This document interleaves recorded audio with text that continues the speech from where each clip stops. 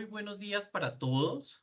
Bienvenidos a este evento denominado Seminario de Divulgación de la Investigación Contable Ciclo 2023. El Politécnico Gran Colombiano, la Facultad de Negocios, Gestión y Sostenibilidad, la Escuela de Contabilidad Internacional, el Grupo de Investigación EICOS, en conjunto con la Conferencia Académica Permanente de Investigación Contable CAPIC, damos la bienvenida al Seminario de Difusión Investigación Contable Ciclo CAPIC.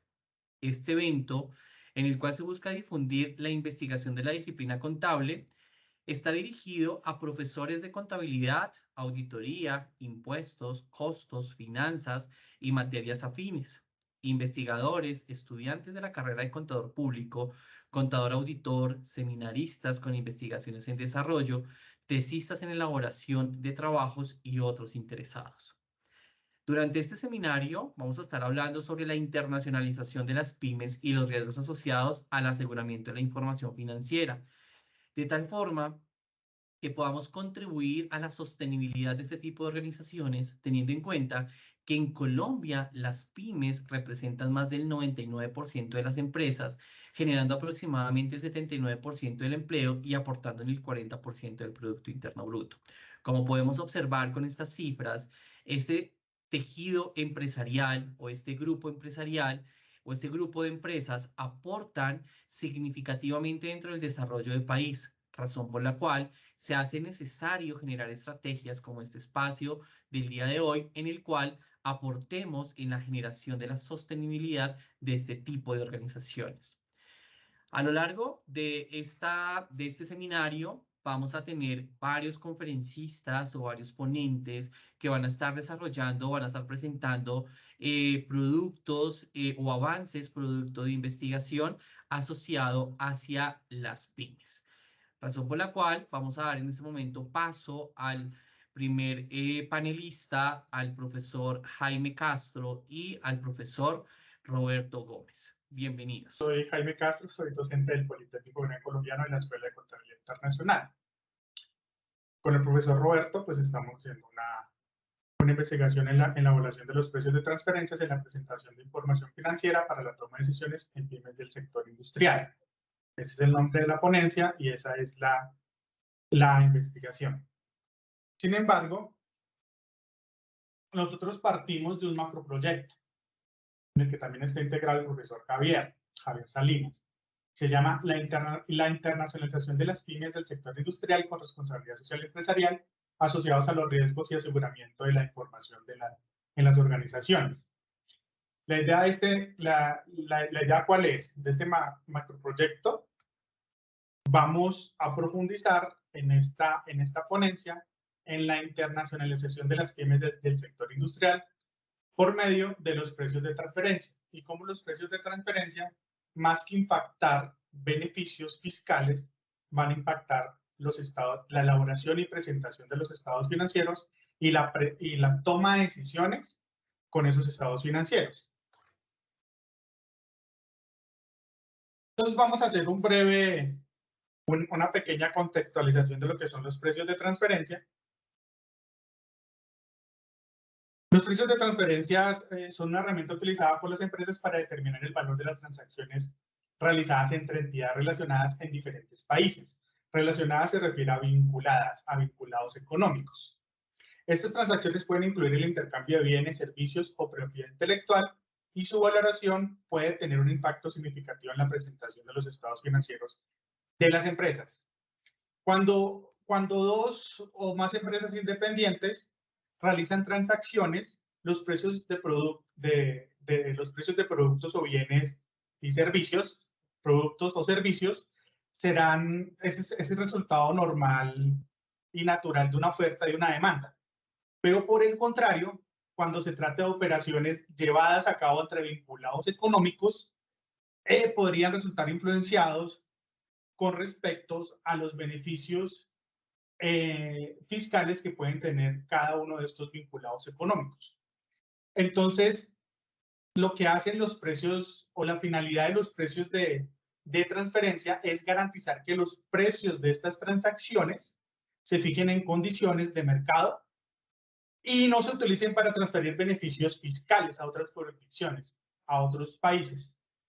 Pero nuestra investigación, más allá de evaluar eso, queremos evaluar es cómo inciden, ¿cierto?, los precios de transferencias, no tanto en los beneficios fiscales que puedan tener las empresas, ¿cierto?, los vinculados económicos en los diferentes países, sino ir hacia los beneficios que pueden tener la toma de decisiones por medio de la elaboración y la presentación de los estados financieros. Es decir, los precios de transferencia, más allá de una información o de un informe que se hace por parte de los diferentes vinculados económicos cuando vamos a consolidar estados financieros, ¿cierto?, deben servir para transformar, ¿cierto?, y una serie de procesos y procedimientos, ¿cierto?, que tienen las empresas para poder tener rendimientos, para poder tener utilidades, para cambiar precio, para cambiar costos,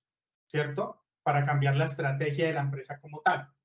Entonces, eso es lo que nosotros queremos estudiar, eso es nuestra investigación realmente, y salirnos un poco de los beneficios fiscales que pueden tener. Esos beneficios fiscales, ¿cierto?, o la idea de los precios de transferencias que no tengan esos beneficios fiscales, ¿cierto?, de que haya una competencia que no sea irreal, porque tenemos vinculados económicos. Entonces, los vinculados económicos pueden transferir esos beneficios por medio del precio, por medio de los costos, y la idea es que esta normativa de precios de transferencia, que lo aplican muchos países que están en la OCDE, sirvan más para la toma de decisiones y para la elaboración y presentación de los estados financieros.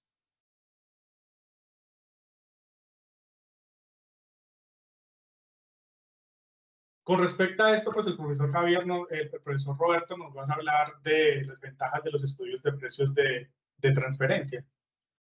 Entonces, para seguir contextualizando lo que son los precios de transferencia, algunas de las ventajas es, por ejemplo, disminuir los impuestos a nivel mundial. ¿Por qué? Porque es que resulta que cuando nosotros transferimos los productos o servicios a otro país,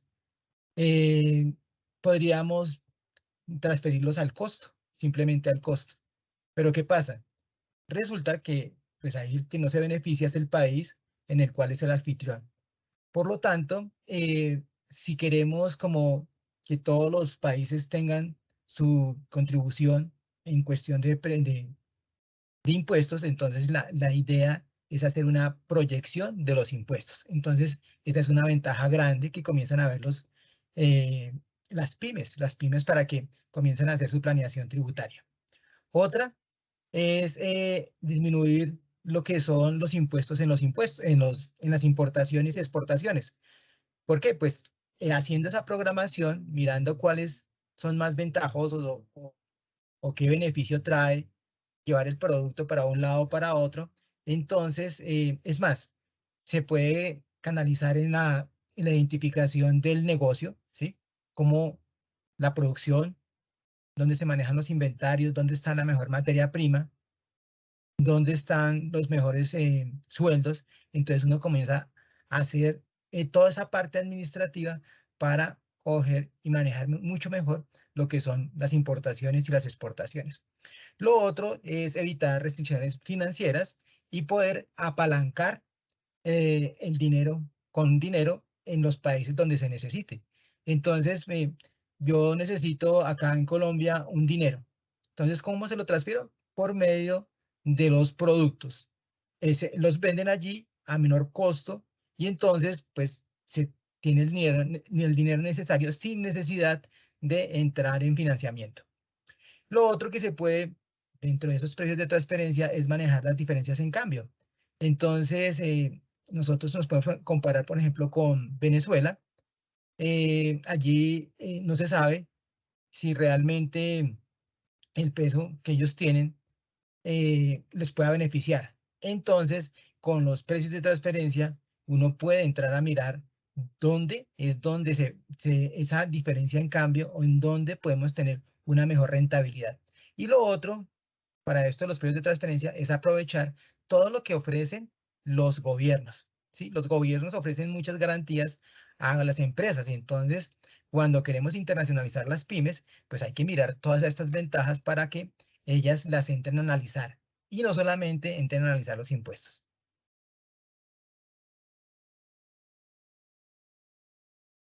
Entonces, básicamente, lo que ellas tienen que entrar a mirar, las empresas, las MIPYMES, pues inicialmente es su ubicación geográfica, inicialmente en dónde están ubicados, para así entrar a mirar qué tanto se les puede incrementar o bajar el precio del flete por la posición geográfica. Entonces, por ejemplo, en Perú, que el puerto está ahí cerca, pues sale mucho más económico que acá en Bogotá, donde toca trasladar la mercancía del puerto a Bogotá, porque son más o menos casi 1.200 kilómetros, entonces eso incrementa el valor de la mercancía.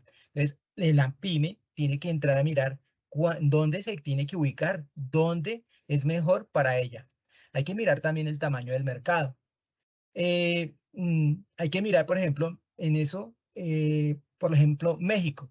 México, que tiene una población, la Ciudad de México tiene unos 30 millones de habitantes, pues ese mercado es muy apetecido, ¿sí?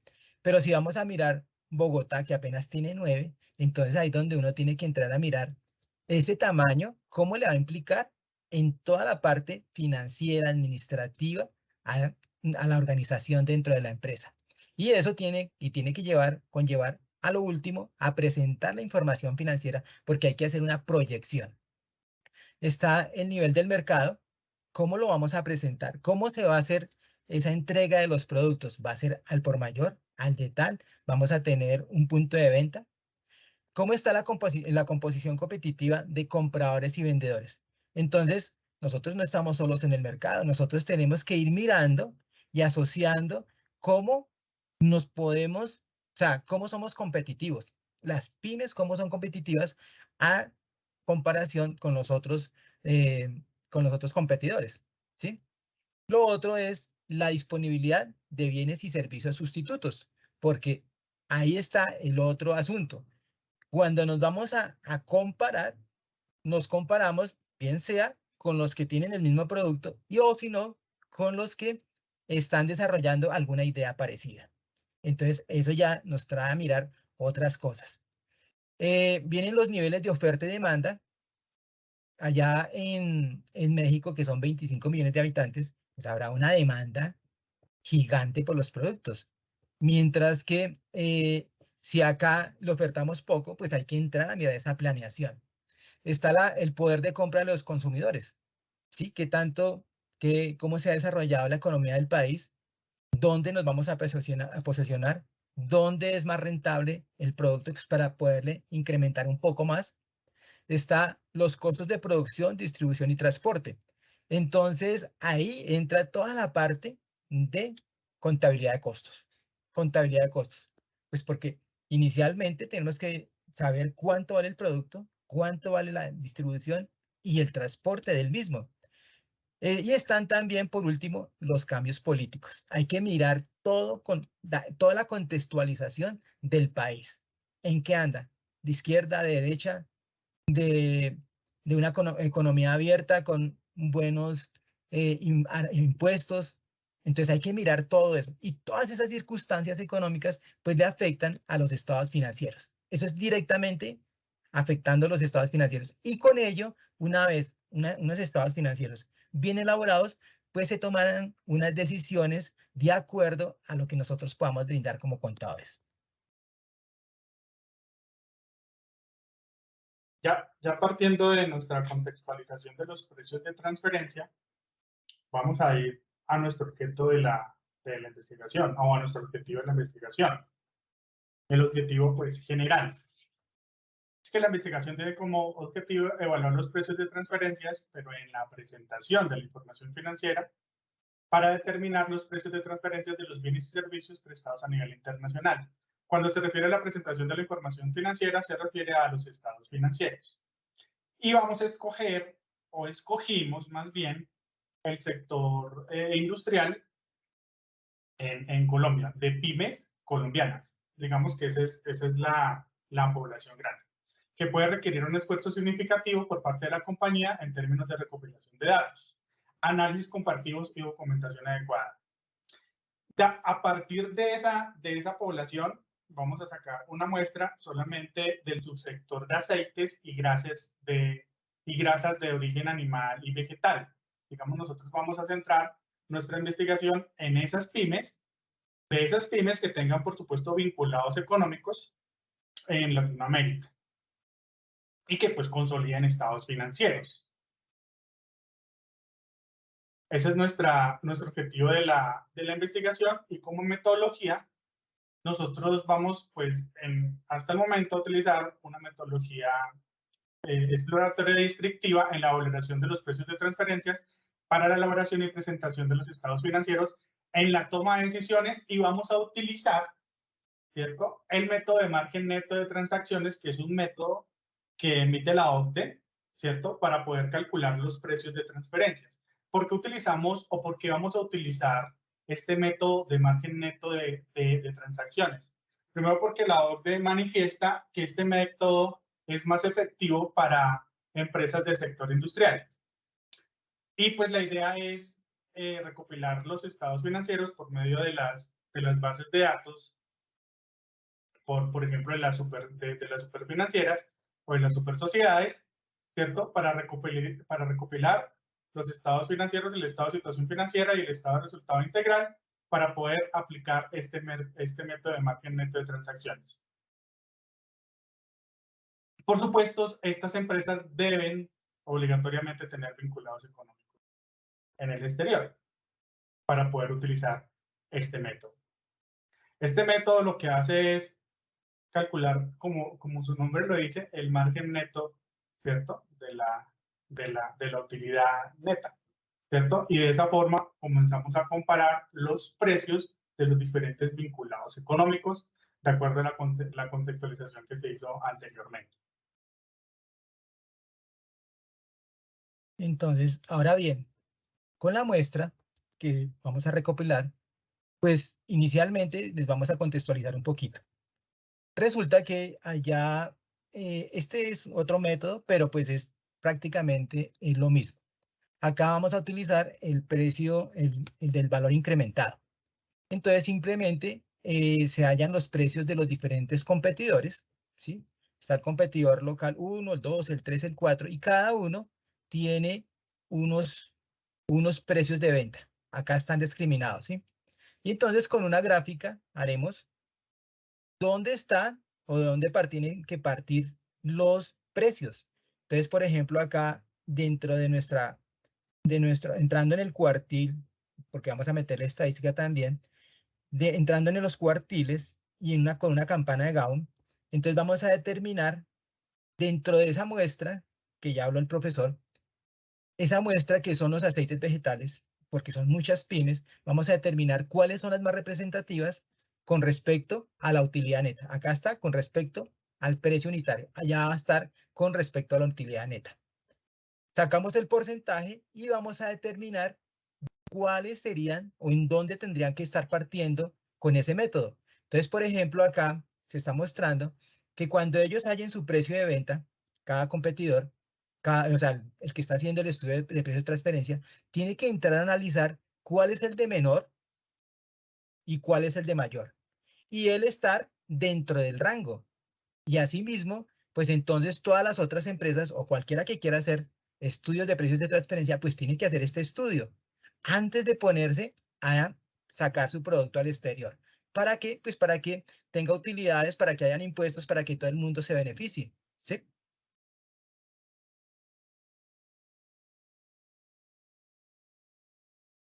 Ahora, nosotros trabajamos o vamos a trabajar el marco conceptual y tenemos solamente dos líneas.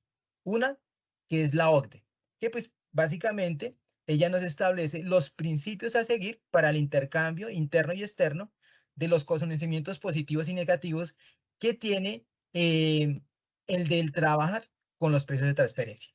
Básicamente es ese. Entonces, uno es dentro de nuestro marco, la OCDE. Y el otro, por favor, son todo lo que es la normatividad, pero de las normas internacionales de información financiera.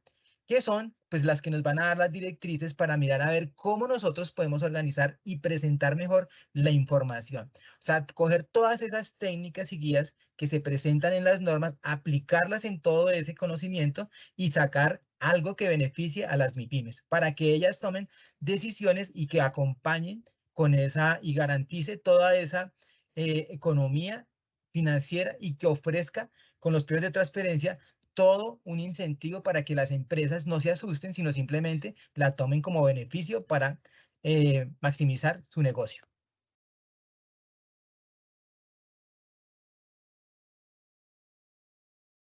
Bueno, entonces ya a partir como de estas dos líneas, lo que emite la OCDE y las guías de las normas internacionales de información financiera para la elaboración, presentación y revelación de los estados financieros. La idea es llegar a estos resultados y vamos delimitando. Primero, el cumplimiento legal frente a las pymes del sector industrial de esa muestra en específico, ¿cierto? Del cumplimiento legal de hacer y elaborar los precios de transferencia.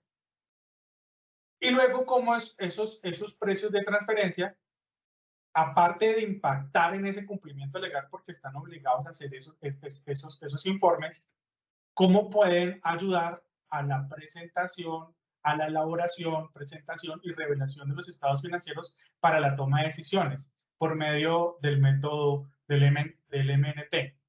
Entonces, con eso, ¿qué vamos a buscar? Vamos a buscar eficiencia en la gestión financiera.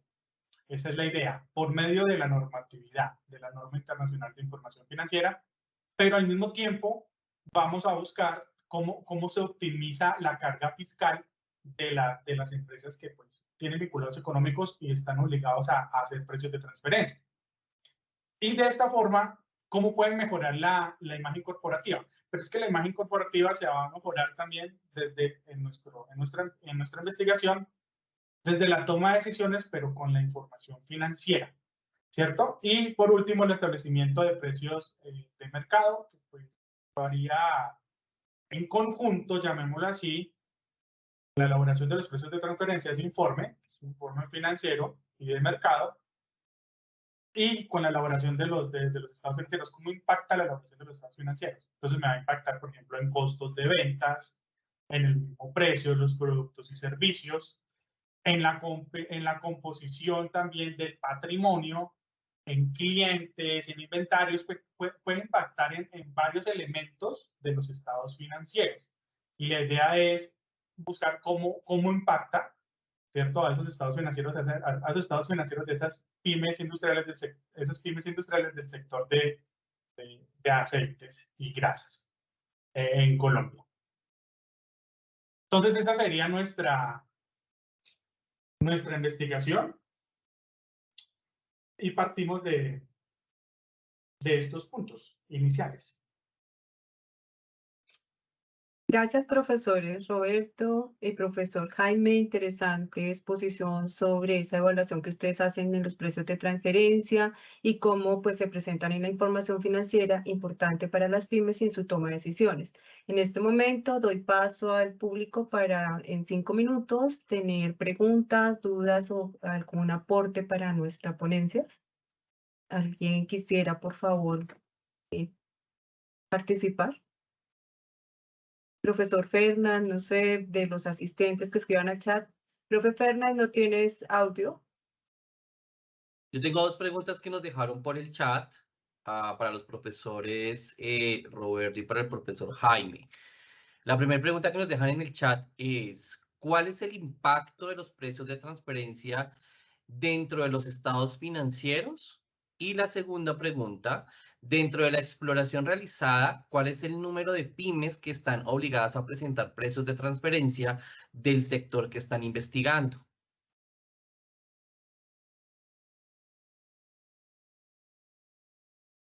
¿Listo? Profe Roberto. Entonces, para la primera pregunta, ¿qué era? La primera pregunta, ¿cuál es el impacto de los precios de transferencia entre los estados financieros? Bueno, entonces, de acuerdo al marco conceptual, nosotros vamos a trabajar lo que son cada una, cada una de las normas las hemos venido identificando. Por ejemplo, está la de ingresos, está la de inventarios, porque pues, por ejemplo, la de ingresos pues nos determina, oiga, qué tanto de ese precio nos tiene que estar afectando en los estados financieros. Entonces, primero tenemos que ir a mirar la NIF 18 para establecer qué tanto de eso tenemos para que ir relacionando toda esa información. La otra es la NIF 2, que es la inventarios. Y con esa, pues vamos a establecer un costo real del producto, ¿sí? Y pues se pueden ir relacionando otras como son la NIF 23, que es la de diferencia en cambio. Podemos después, dentro de esas mismas, ya entrar cuáles afectan esas por el lado del estado de la situación financiera y por el lado del estado de los resultados. Y por el lado del estado de la situación financiera estarían, por ejemplo, el de instrucción de utilidades, el de provisiones, el de la NIF 12, el de impuesto diferido. Entonces, afectan cada una de esas y asimismo, estudiando cada una de esas normas, pues vamos a establecer qué tanto nos va a afectar los estados financieros de estas MIPYMES, ¿sí? Perfecto. Y la segunda pregunta que teníamos allí, que nos dejaron en el chat, era, dentro de la exploración realizada, ¿cuál es el número de pymes que están obligadas a presentar precios de transferencia? Nosotros tenemos, o sea, nos vamos a enfocar en el sector industrial, primero pymes industriales, y el sector y el subsector específico de aceites y grasas vegetales. Pues por el impacto que tiene ese subsector en este momento en Colombia, con respecto a los ingresos y a las utilidades que tienen esas empresas. ¿Cómo vamos a hacer? Pues por medio de las supersociedades, estamos apenas en ese proceso, ¿cierto? De sacar el número de empresas pymes, pero solamente del sector industrial, del sector aceites y grasas. Entonces estamos en el proceso de la recolección de datos, ¿cierto? Y la idea es llegar con esto a un científico o a un producto que se pueda desarrollar. Una cosita para complementar la respuesta. Resulta que no necesariamente las empresas tienen que tener precios de transferencia. Nosotros lo estamos haciendo para cualquier pyme que el día de mañana quiera entrar a exportar o a tener una sucursal en el exterior. Entonces, cuando vea este reporte, pues no se asuste, oiga, ¿y ahora qué voy a hacer? No, que lo tome como base para poder hacer su planeación, ¿sí? Entonces, pues no necesariamente tenemos que esas empresas tengan que tener aliados en este momento, que tenga en el exterior alguna empresa, sino simplemente si lo tiene planeado, pues que mira a ver si con la información que tenemos puede hacer su planeación para tomar decisiones más adelante, ¿sí? O sea, es como adelantarnos a que ellos tomen eso como base, ¿sí? No necesariamente tenemos que tener cuáles son los que tienen que cumplir en este momento precios de transferencia, sino le sirve a cualquiera. A cualquiera. Perfecto, profesores. Muchas gracias. Profesora Rocío, te doy nuevamente la palabra. Gracias a quienes hicieron las preguntas pertinentes, tema interesante, aún todavía para seguir explorando. No sé si alguien más tenemos aún preguntas o si la doctora Berta tiene algún comentario para dar continuidad a la siguiente ponencia. Sí, la verdad es que considero el tema de las pymes en general es muy importante porque hay que tener en cuenta que a nivel mundial, cuando hablamos de pymes, la importancia que pueden tener las economías de sus países va difiriendo, es diferente, ¿ya? Porque, por ejemplo, si pensamos en Italia, Italia tiene una gran cantidad de entidades que tienen esas características, pero en realidad no son empresas que no tengan impacto importante, sí lo tienen. Incluso ahora, mientras los escuchaba hablar, pensaba en el tema de sostenibilidad y las normativas que existen también van caminando a incluir a las pymes, así que cada vez va a haber mayor demanda, no solo por información financiera, sino que también en cuanto a que reporten sobre la información de sostenibilidad que pueda tener impacto sobre esa información financiera. Así que el tema es relevante y hay países donde la mayor contribución la hacen las pequeñas y medianas empresas, ¿ya? Generalmente las inversiones grandes, fuertes, están orientadas incluso transnacionales, es decir, van y se orientan en otras comunidades, en otros países. Eso podría comentar. Muchas gracias por la intervención de los autores de esta investigación y bueno, instar a que sigan desarrollando el tema. Gracias, doctora Berta. Muy bien, nuevamente estamos ahora en otro espacio con el tema de la aproximación comparativa entre la norma internacional de control de calidad 1 y las normas internacionales de gestión de calidad 1 y 2.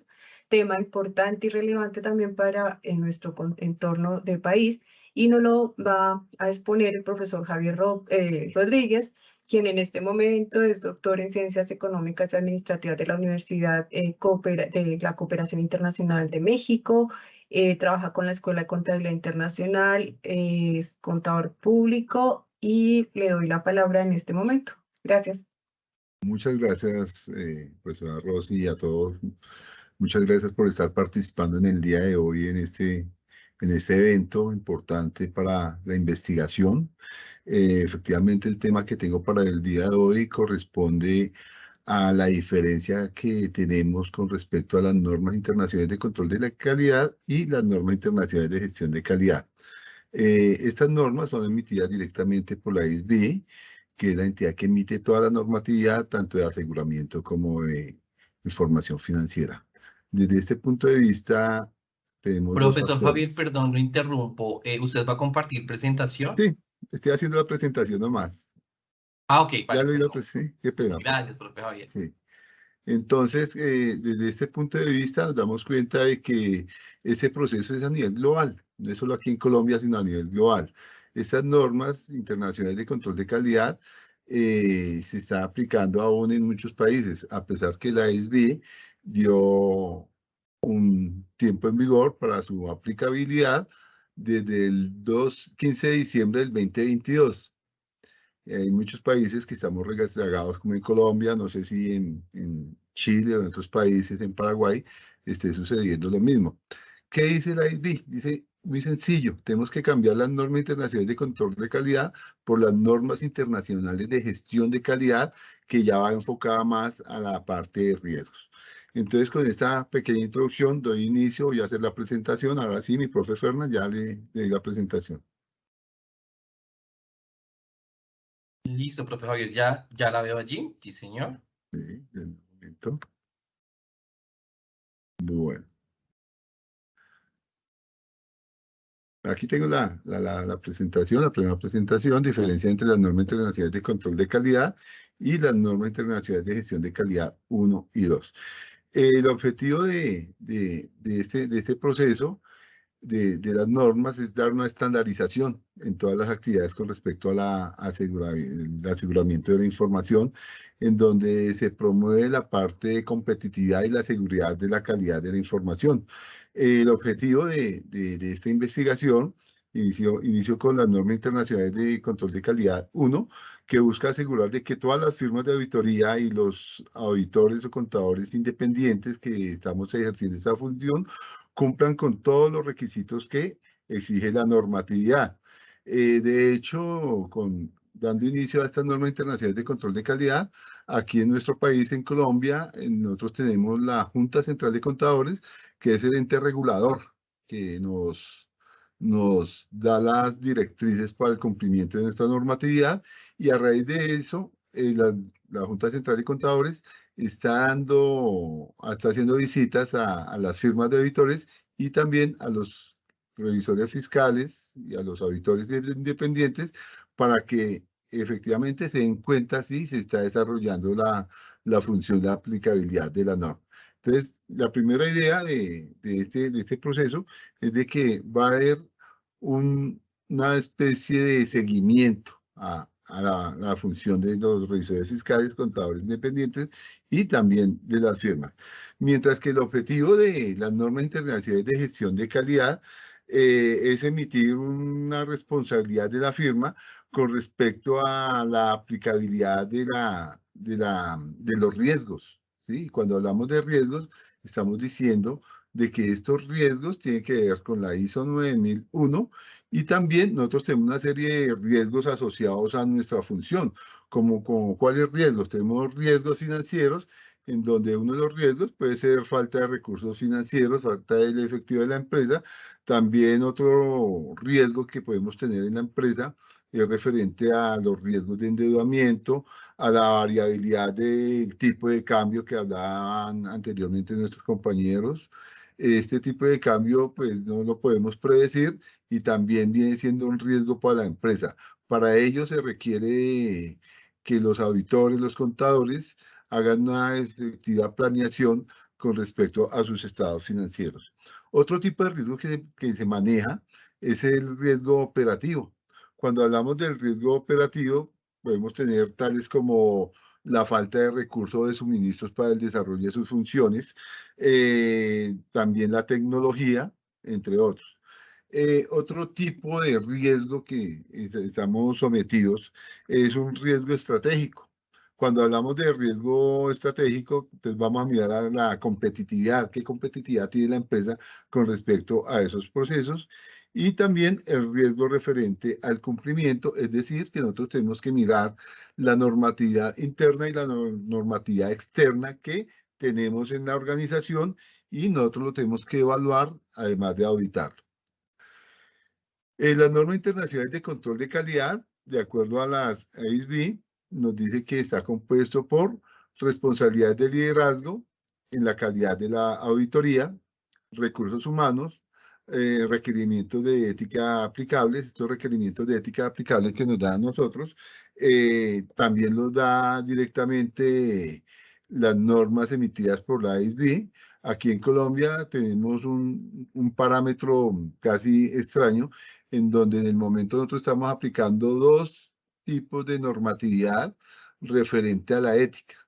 Tenemos aquí en Colombia la Ley 43 de 1990 y de acuerdo a las normas internacionales de control de calidad y las normas internacionales de aseguramiento, nos habla sobre la ética en el Decreto Único Reglamentario 2420 del 2015. Relativamente hablan temas muy similares, pero aquí en Colombia estamos aplicando estas dos normatividades. Estamos en espera de que hay unos proyectos de ley con respecto a estos temas de aseguramiento de la información.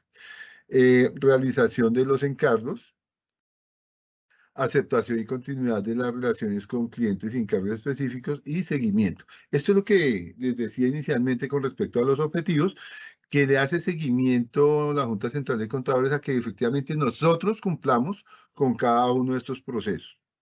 Mientras que las normas internacionales de gestión de calidad, que aclaro, aquí en Colombia aún no la estamos aplicando, nosotros estamos en espera de que el Consejo Técnico de la Contabilidad Pública, que es el ente regulador que emite esta normatividad, presente el proyecto de ley para la aplicabilidad de esta norma. Se espera que en el año 2024 o 2025 la estemos aplicando.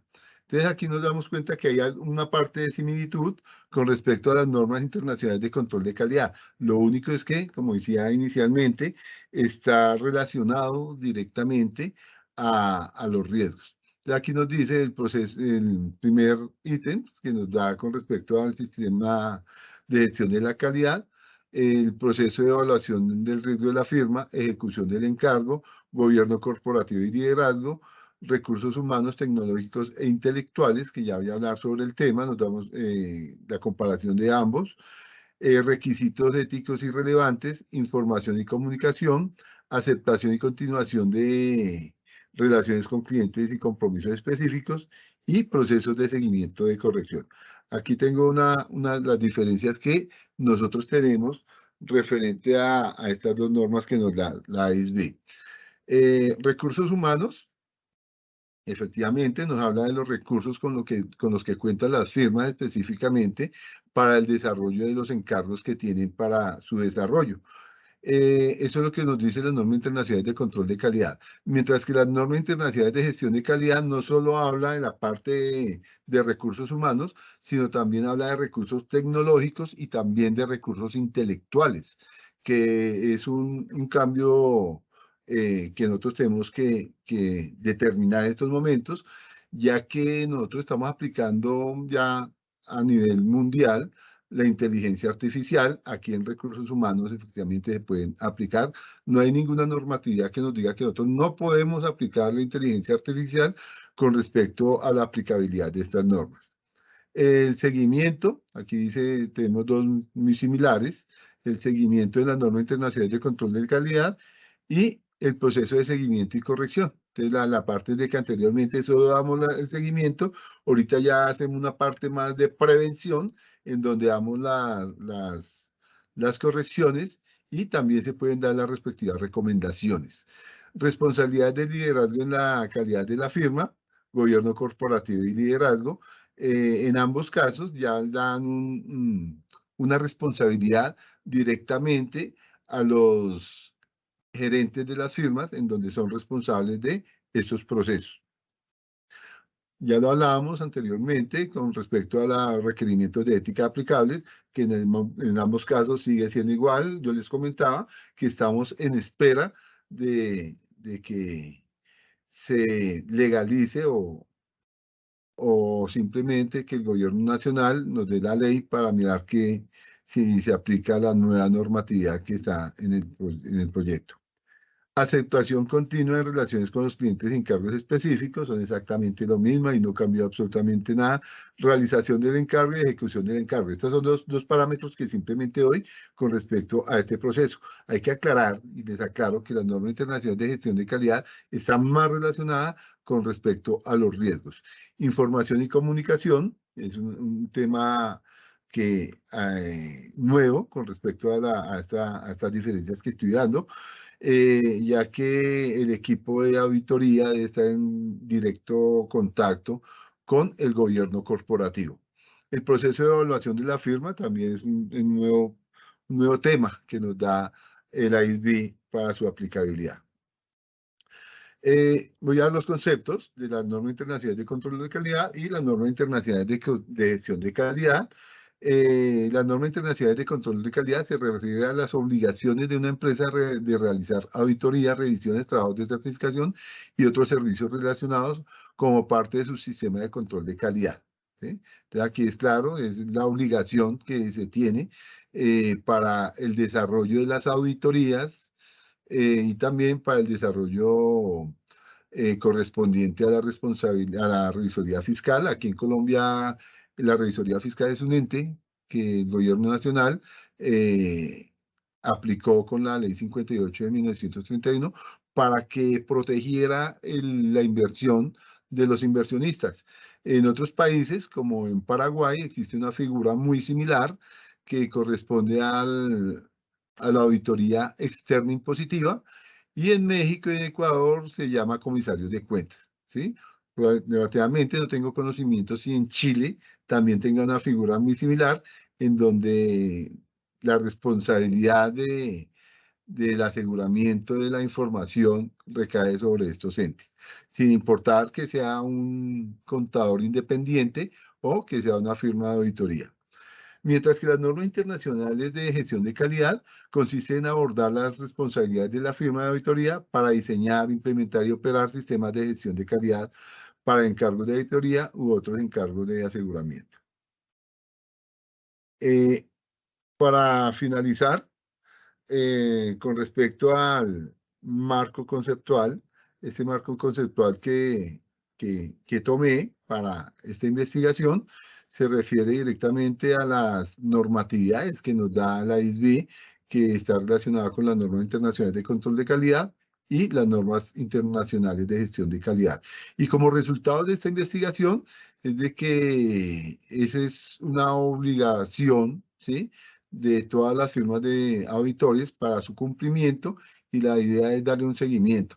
Y lo importante de este tema es de que aún aquí en Colombia, repito, no estamos aplicando las normas internacionales de gestión de calidad.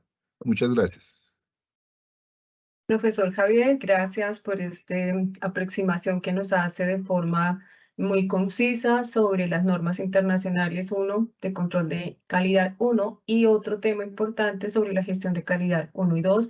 Creo que es algo que debemos empezar como profesionales a trabajar, a implementar y a reflexionar sobre cómo empezar a mejorar la calidad de nuestros servicios profesionales. Entonces, en este momento doy apertura a las preguntas que tengamos por parte del público. Profe Fernán, por favor. Gracias, profe Rocía. Entonces, en el chat tenemos, en su estudio está la investigación del sector, no, o sea, creo que era para los profes anteriores. Buenos días, cordial saludo, envían la charla o la cuelgan en la web, nos comparten los correos registrados. No han llegado preguntas para el profesor Javier, profesora Rocía. Muy bien, profe Fernán, gracias a los asistentes. Igual cualquier duda que se les llegue a presentar, estamos muy atentos en el chat y posteriormente a enviarles al correo si lo consideran.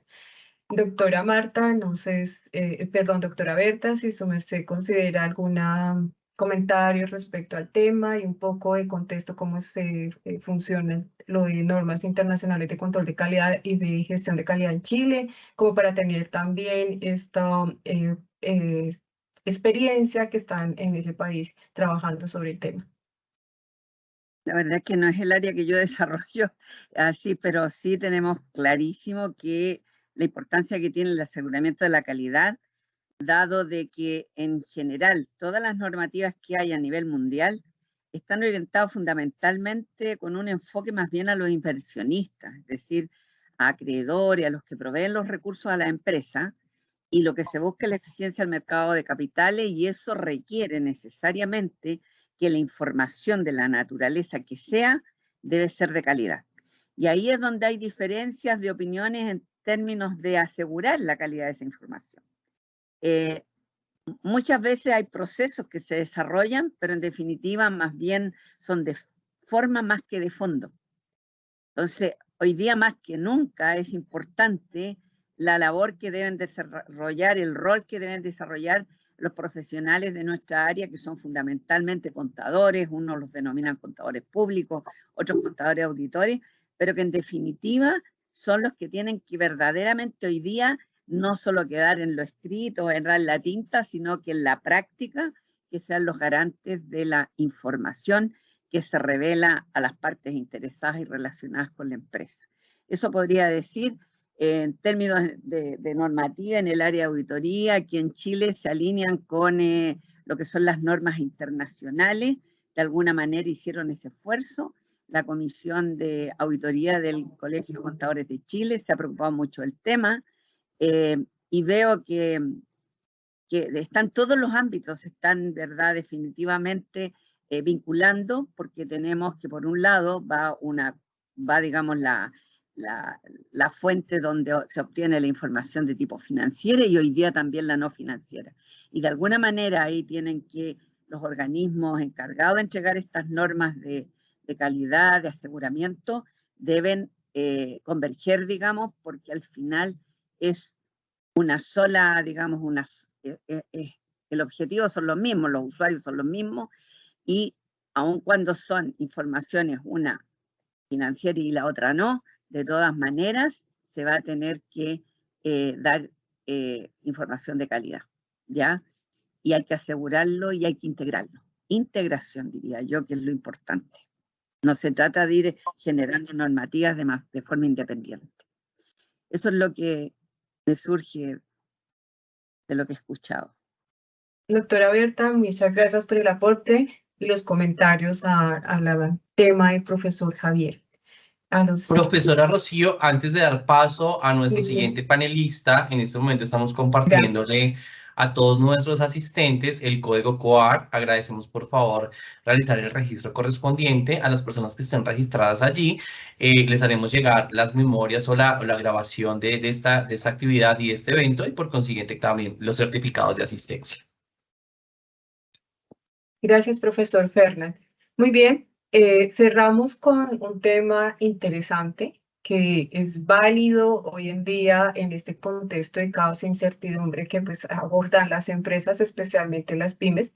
Vimos dos temas que son importantes considerar. Uno, los beneficios económicos que las empresas pueden tener a través de los precios de transferencia, y el otro tema importante que nos hablaba el profesor Javier sobre esas normas internacionales de calidad y gestión de calidad, que todas las firmas, no solamente de auditoría, sino de alguna forma también todas las empresas deberían tomarlas como, digamos, base fundamental para minimizar los riesgos, ¿no? De alguna manera como esta herramienta. Entonces la profesora Sonia Patricia Rojas Álvarez cierra este ciclo de conferencias muy interesantes sobre el tema de la gestión de riesgos y los beneficios económicos que obtienen las pymes. Ella es magíster en gerencia financiera y tributaria, especialista en alta gerencia, especialista en herramientas virtuales para la educación, contador público, es certificado internacionalmente en estándares internacionales de auditoría, es certificada en control de gestión de calidad, docente del Politécnico Gran Colombiano, y le damos paso entonces a nuestra profesora Sonia. Gracias.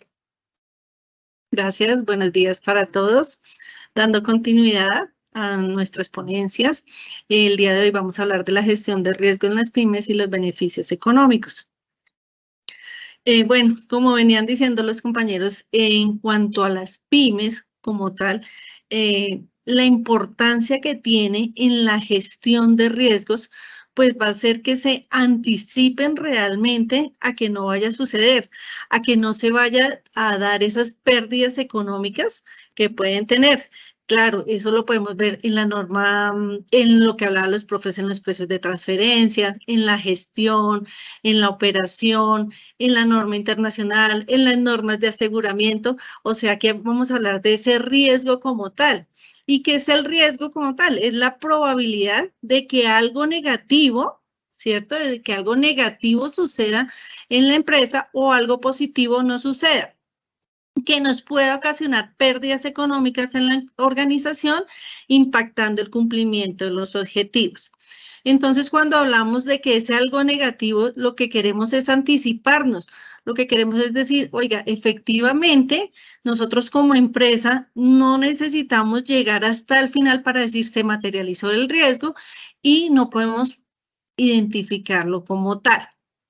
Hablamos de algo positivo no suceda. O sea, puede que nosotros estemos súper bien, se realice la empresa, tenga sus estrategias bien planteadas, pero algo positivo que no pueda suceder sería simplemente decir, no, nosotros no podemos cubrir el mercado completamente, ¿sí? El producto fue tan excelente que no se pueda cubrir ese mercado, ¿sí? Nos debemos anticipar. Entonces, en esta probabilidad, cuando decimos que algo negativo sucede, es decir, oiga, si se llega a materializar el riesgo, la empresa podría tener unas pérdidas económicas como tal. Hablamos que existen una serie de categorías en los riesgos, ¿cierto? Las empresas tienen riesgos internos y externos como tal. Los externos se están dando de ese entorno, de la naturaleza, un riesgo político, un riesgo de mercado, un riesgo macroeconómico, un riesgo medioambiental, ¿sí? Como una política o como una nueva normatividad le puede afectar internamente a la empresa. En el caso que no se gestione ese riesgo, no se identifique, pues la empresa puede ir a pérdidas económicas. Y existen riesgos internos dentro de la organización que hacen que estos también tengan esa posible ocurrencia y se puedan materializar. Estos riesgos internos se pueden dar de la estrategias que están mal planteadas dentro de la organización, dentro de la misma organización, su estructura como tal, los riesgos operacionales o físicos y los riesgos del capital humano. ¿Cuál es el riesgo? Que realmente yo no tenga mi capital humano, mi recurso humano capacitado para que pueda realizar bien su labor en un proceso, puede ser.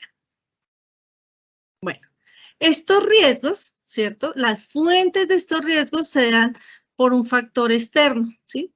La naturaleza, ¿sí? De la industria, el entorno regulador, el marco regulatorio, la naturaleza de la entidad como tal, de esos procesos que tiene la empresa, los colaboradores principales, la dirección y el gobierno corporativo, la estructura, el financiamiento, los riesgos que tienen que ver las fuentes con las políticas, ¿sí? Esa identificación de esas políticas, la coherencia que tienen los objetivos con los objetivos estratégicos con la empresa, los planes y programas que realiza la empresa para el cumplimiento de esos objetivos y los riesgos financieros que podrían asumir la organización. Adicional tenemos otra fuente de esos riesgos, la comprobación del desempeño financiero, es decir, cómo la empresa mide y realiza este desempeño financiero mediante los indicadores financieros. Bueno, ¿cómo está la empresa en esos riesgos? Puede ser riesgos de liquidez, riesgos de solvencia. ¿Cómo nos podemos anticipar para que no se materialice? Otras fuentes de los riesgos tenemos el control interno, ¿sí? ¿Cuál es el riesgo que tienen esos procesos en la organización y cuáles son esos controles que tienen cada uno de los procesos para realmente mitigar este riesgo? Bueno, las empresas tienen una serie de riesgos, ¿sí? Tenemos los riesgos estratégicos y del negocio que van enfocados directamente a los riesgos regulatorios, a los riesgos operacionales, a los riesgos de imagen, a los riesgos del país, cómo nos afectan internamente a la empresa. En los riesgos financieros tenemos los riesgos de crédito, los riesgos de liquidez, los riesgos de solvencia, los riesgos de la diferencia en cambio que puedan suceder, ¿cierto? De esa negociación que hacemos internacionalmente, ¿sí? Con esa tasa de cambio, ¿cómo podemos anticiparnos para que realmente esa empresa no vaya a perder? Los riesgos operacionales como los riesgos organizacionales, los riesgos de la tecnología y de la información. Entonces, una vez tenemos identificados los riesgos, realmente las empresas necesitan gestionar sus riesgos. ¿Y cuál es el fin de esto, gestionar sus riesgos? Esta gestión de riesgos es una herramienta gerencial que le permite a la empresa resolver problemas y minimizar la materialización de esos riesgos, ¿sí? Saber cuáles son esos riesgos, cómo están expuestos y optimizar estas oportunidades como tal. Lo vamos a hacer de forma anticipada y prospectiva, articulados a las políticas y objetivos institucionales. Las empresas pueden medir sus riesgos mediante dos modelos, pueden hacerlo mediante el modelo de la norma ISO 31000 y adicional también podemos gestionar estos riesgos mediante el modelo costo ERM. Este modelo va alineado a la estrategia, ¿cierto? Debe alinearse a la estrategia del negocio. ¿Cuál es esa estrategia que tiene la empresa para poder alinear estos riesgos? En cuanto a esta gestión de riesgos, ¿qué tenemos adicional? La empresa tiene que identificar sus riesgos, los tiene que analizar, los tiene que evaluar, los tiene que tratar, los tiene que monitorear. Esa es la gestión de los riesgos que puede hacer la empresa. ¿Qué permite? ¿Qué contribuye como tal esa gestión de riesgos? Desde que se identifica hasta que se monitorea, hasta que se controla el riesgo, es que no se permita materializarlo como tal, ¿sí? Teniendo esas pérdidas económicas. Tenemos, por ejemplo, este riesgo contribuye ¿a qué? A la optimización de los resultados en las empresas, al cumplimiento de esos indicadores como tal. Adicional, busca la transparencia y la rendición de cuentas en el momento que vayamos a gestionar el impacto que vayan a tener estos riesgos. También la evaluación crítica de la capacidad que tiene esta empresa para aprovechar las oportunidades, ¿sí? Cuando, por ejemplo, el riesgo va alineado a la estrategia, bueno, nuestro riesgo es aportar a que los inversionistas no vayan a perder como tal ese mercado, ¿sí? Que no vayan a perder esa inversión que vayan a hacer. ¿Cuál sería la estrategia? ¿Cómo controlo el riesgo para que no se materialice? El éxito puede llevar a un riesgo, ¿sí? Como tal, como lo hablábamos inicialmente, cuando no se satisface la demanda inesperada. Bueno, cuando las empresas gestionan realmente sus riesgos, cuando las empresas, ¿qué beneficios económicos podrían tener? Entonces, la reducción de costos. ¿Por qué la reducción de costos?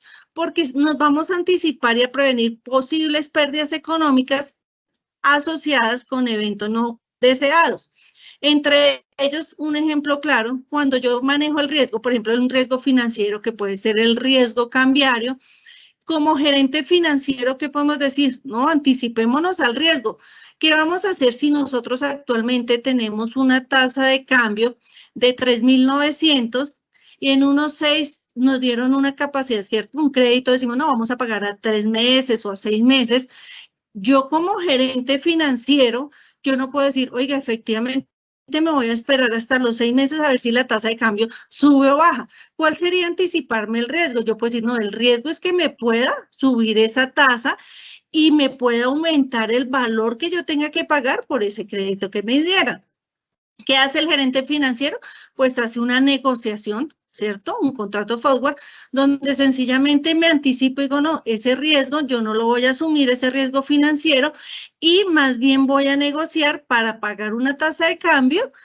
No la pago, está 3.900 actualmente, voy a pagar en 3 meses, la voy a pagar a 4.200 y ahí me anticipé al riesgo. Puede que cuando ya llegue el día, digo, el día que tengamos que pagar, ese día miramos, no, es que la tasa de cambio está en 4.800. Entonces se anticipó el riesgo y no hubo, hay una reducción de costos porque no tuvo que pagar, sacar un mayor valor para pagar esa cuenta. Eso es una forma, ¿cierto? Adicional, otro beneficio que tiene, pues mejora en la toma de decisiones como tal. Estas tomas de decisiones, pues, ayudan a tener una mayor ganancia y un mayor crecimiento dentro de la organización. ¿Cuál es el riesgo de que, por ejemplo, yo realmente dentro de la organización, si yo tengo sus informes financieros que me están entregando, si yo tengo sus indicadores, pues me voy anticipando a tomar esas decisiones? ¿Para qué? Por ejemplo, un riesgo de endeudamiento. No, definitivamente no nos podemos endeudar. Un riesgo de crédito, un riesgo de solvencia como tal. Otra forma es, otro beneficio es el aumento en la confianza de los inversores como tal. Entonces, es esa protección que tienen en sus inversiones. Decirles, sí, efectivamente, nosotros al gestionar los riesgos no vamos a permitir que se materialicen, ni vamos a permitir que la empresa como tal diga que tiene que sacar un mayor dinero por el hecho de no gestionar estos riesgos. Otro que se puede tener otro beneficio económico tiene que ver directamente con el acceso a las mejores condiciones de financiamiento. Las entidades financieras, ¿cierto?, evalúan sus riesgos, bueno, en esta clase de riesgos de crédito, cuando tienen esa calificación como tal. Si nosotros, la empresa, tiene esas condiciones de financiamiento, pues vamos a tener mejores, ¿cierto?, mejores condiciones en los préstamos que vayan a dar en la empresa, ¿sí? Y de acuerdo a esa calificación dicen, bueno, sí, efectivamente tenemos este riesgo. El riesgo de liquidez todavía se le puede prestar a la empresa un menor o mayor valor, a un menor porcentaje el interés, ¿sí? Esa es la ventaja de gestionar los riesgos. Y en la continuidad del negocio, que es muy importante, aquí es muy importante, podemos hablar aquí en la hipótesis del negocio. ¿Qué va a pasar, cierto, qué va a pasar con el negocio durante estos 12 meses siguientes, cierto? La norma internacional de información financiera y lo mismo la NIA en la parte de aseguramiento nos dice, debemos evaluar los riesgos a nivel de ese negocio. Sí, ¿qué va a pasar? Este riesgo más adelante, sí va a poder la empresa continuar con sus actividades, con sus operaciones, pueden enfrentar y superar esas adversidades que se puedan dar durante este mayor tiempo y si va a tener esa estabilidad del negocio. En esta norma internacional realmente nos vamos a dar cuenta si los inversores, que son los usuarios principales de esta información financiera, si estos inversores, estos prestamistas van a decir, venga, el riesgo es mínimo de esta empresa para yo poder invertir porque, mire, el riesgo puede continuar durante los 12 meses siguientes. ¿Qué pasó con la pandemia directamente? Muchas empresas muchas empresas no tenían valorados sus riesgos, ¿sí? Y se materializaron y muchas fueron a pérdida económica. Pues, ¿por qué? Porque no tenían primero decir, oiga, ¿qué pasa? ¿Cómo me anticipaba qué pasa si cerramos la empresa? ¿Sí? Si nosotros no tenemos algo que tenga que ver con la tecnología, ¿qué pasaba? Pues la empresa se puede ir a pérdida. En esa hipótesis del negocio, muchas empresas, ¿cierto?, se anticiparon cuál es el riesgo de que yo pueda invertir en esa empresa o que la empresa pueda seguir funcionando durante los 12 meses siguientes. Pues no había la confianza y muchas empresas tuvieron que liquidar porque perdieron totalmente su patrimonio, porque, bueno, uno, pues porque no tenían evaluados sus riesgos. Dos, no habían anticipado de qué podía suceder. Y tres, controlar un riesgo. ¿Qué pasa si yo cierro la empresa y no voy a obtener beneficios económicos futuros? ¿Qué va a pasar? Entonces, en este caso, estos beneficios hacen que realmente la empresa pueda también, ¿qué? Reducir las pérdidas financieras, pueda tener un uso debido, ¿cierto? Un uso que tenga un buen uso el dinero como tal, que tenga una liquidez, esto a nivel de los riesgos financieros como tal. Entonces, finalmente, estos beneficios hacen, ¿cierto? Esta gestión de riesgos hace que la empresa siempre se anticipe y no permita que se materialicen como tal los riesgos y tengamos una pérdida económica en la organización. Listo, muchas gracias. Muchas gracias, profesora Sonia. No sé, Fernán, si tengamos comentarios, preguntas en el chat. No, profesora Rocío, estoy revisando en este momento el chat y no tenemos tampoco preguntas de nuestra audiencia. Bueno, gracias a nuestros asistentes y doy la palabra a la doctora Berta para que nos dé pues, su comentario frente al tema y aportes al mismo. Gracias. Me ha tocado ser comentarista, hoy día normalmente no lo hago. Sin embargo, la verdad es para nosotros muy valioso contar con Berta, pues desde el comité científico, una persona muy preparada y todos sus comentarios para nosotros son muy valiosos. Entonces, por eso me he tomado el espacio de invitarla a que nos haga los comentarios una vez terminadas las ponencias. Lo agradezco. Bueno, la verdad que tengo que ir ligando, digamos, relacionando cosas que he ido diciendo. Primero, la importancia que tienen las pequeñas y medianas empresas, ya dije, a nivel mundial. En Latinoamérica en general, las economías se basan mucho en las pequeñas y medianas empresas.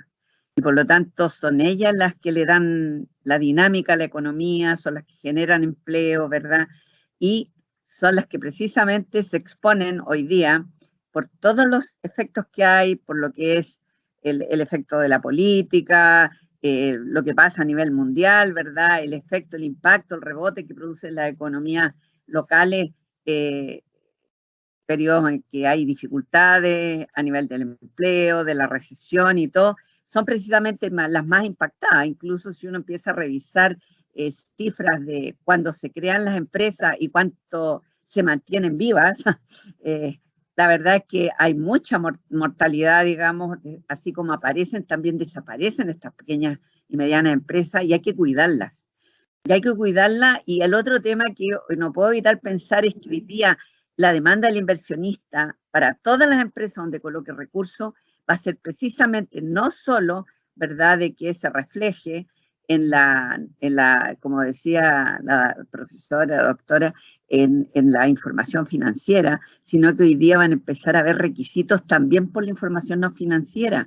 Y la verdad es que hoy día, si uno mirara las normas referidas a ese tema, una de los contenidos principales en esas normativas, estoy pensando en las de sostenibilidad, son precisamente que hay que revelar respecto al gobierno, a la estrategia, ¿verdad?, a los riesgos, al control de riesgos, que es el tema que aquí importa.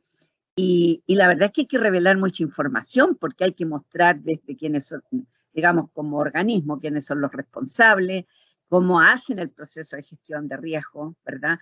Entonces hoy día van a demandar mucha información que va a ser y va a ir mucho más allá incluso que lo que se señalaba aquí. Entonces, la verdad es que hay que estar atento con eso y hay que desarrollarlo, en mi opinión, también desde el otro ámbito. Ese es mi comentario. Muchísimas gracias. Entonces ya con estos 3 espacios de estos temas damos el cierre a nuestro seminario. No antes sin invitar ahora sí formalmente a la doctora Berta, que es presidenta del Comité Científico del CAPI, para que nos haga el cierre. Muy agradecidos del POLI haber contado con ella y su acompañamiento y toda la parte de organización que nos apoyó. Entonces, doctora Berta, nuevamente para usted este espacio. Gracias. Ya, muy buenas tardes a los que a lo mejor no estaban hasta este momento. Primero agradecer a quienes han organizado el seminario, ¿verdad? A la profesora Edel Lazo, también a Fernanda Alonso Cardona, agradecer al equipo que hay detrás, porque esto nunca se hace solo, siempre hay gente preocupada de las comunicaciones, preocupada, ¿verdad?, en este mismo de la plataforma. Agradecer, ¿verdad?, al decano de la Facultad de Negocio y Gestión y Sostenibilidad, el doctor Ernesto López Bonilla, por haber hecho el esfuerzo de estar presente y saludar aun cuando están en un importante proceso, que es precisamente la acreditación, tan importante hoy día, sobre todo si hablamos de calidad, y desearles, digamos, el mayor éxito en este propósito y que tengan excelentes resultados. Vuelvo a insistir para quienes no escucharon, explicar que el atraso se produjo esperando que pudiera ingresar el presidente de nuestra organización, porque la verdad es que tuvo un link distinto al que realmente tenía que entrar como moderador y finalmente tuvo una complicación con la plataforma, pero que al igual el doctor Luis Jara Zarrúa deja el saludo y nos deseó éxito en la jornada y como siempre esperando que se sumen a esta institución que es la Conferencia Académica Permanente de Investigación Contable, que prontamente va a tener ya su encuentro en Perú. Agradecer a los expositores porque la verdad es que sin temas sobre los cuales reflexionar y conversar, que siempre dejan algo que aprender, no se podría haber hecho esta actividad. Así que saludos y agradecimiento a Jaime Castro, a Roberto Gómez, a Javier Rodríguez y a Sonia Rojas. Muchísimas gracias. Y a los asistentes, porque si no hay público que escuche, así que agradecerle el interés en participar. Ya estamos acercándonos, ¿verdad?, al encuentro digamos, de la 24ª conferencia CAPIC. Se va a desarrollar los miércoles 22 al viernes 24 de noviembre, organizada por la Universidad de Piura, que es una universidad socia en el campus de Lima, ya, y el tema ha sido el marco, digamos, la sostenibilidad e inclusión, los aportes desde la investigación contable. Ya hemos terminado el proceso de evaluación de trabajos y la próxima semana, a quienes les interese saber, estaremos con los resultados definitivos, así que prontamente para que se puedan inscribir y se puedan coordinar, ¿verdad?, con Julio Hernández Pajares, que es el presidente del comité organizador. También tengo que siempre aprovechar de invitarles a que, digamos, que visiten la página de CAPIC, ¿ya? Y además que allí mismo pueden ustedes visitar la revista CAPIC Review, ¿ya? En general ustedes entran por www.capic.cl, que sería la página de CAPIC. Eso también está en las bases y ustedes así lo pueden encontrar. Desde ya dejarles invitado al próximo seminario, el 7º de 9 que vamos a tener, que está organizado por la Universidad Central de Colombia, también extranjeros, y va a ser sobre la inteligencia artificial y la información contable financiera, hacia dónde se dirigen los negocios. Ese es el tema muy importante. Y despedirme y agradecer de nuevo la presencia de ustedes. Muchísimas gracias. Igualmente, doctora Berta, muchísimas gracias y saludos al doctor Jara. Y a todos los asistentes, profesores, expositores, Fernán, muchísimas gracias. Les deseo un muy buen día. Hasta pronto. Gracias.